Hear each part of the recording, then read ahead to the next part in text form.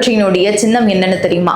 2026 சட்டமன்ற தேர்தல் நடப்பதற்கு இன்னும் சில மாதங்கள் இருக்கக்கூடிய நேரத்துல திமுக, அதிமுக மற்றும் மற்ற பிரதான கட்சிகள் தங்களுடைய கூட்டணி பேச்சுவார்த்தையிலும் பிரச்சாரத்திலும் தீவிரமாக இறங்க ஆரம்பிச்சிட்டாங்க. அதனுடைய நீட்சியாக தாவேகா கட்சியும் தங்களுக்கென ஒரு சின்னம் வேண்டும் அப்படின்னு தேர்தல் ஆணையத்திடம் கோரிக்கை வச்சிருக்காங்க.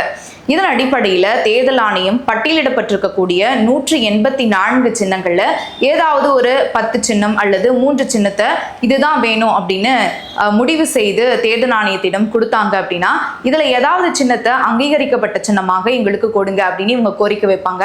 அதனுடைய நீட்சியாக இப்ப தற்போது விஜய் அவர்கள் மக்கள் மனதில் எளிதாக பதியக்கூடிய ஒரு சின்னமாகவும் இளைஞர்கள் மத்தியில இந்த சின்னம் போய் சேரணும் அப்படின்ற அடிப்படையில சில சின்னங்களை தேர்தல் ஆணையத்திடம் தேர்வு பண்ணி கொடுத்திருக்காங்க. அது என்னென்ன சின்னம் அப்படின்னா கிரிக்கெட் பேட், வெற்றி கோப்பை, விசில், ஆட்டோ, இந்த 4 சின்னங்களை தேர்வு பண்ணி கொடுத்திருப்பதாக தற்போது தகவல் வெளியாகி இருக்கு.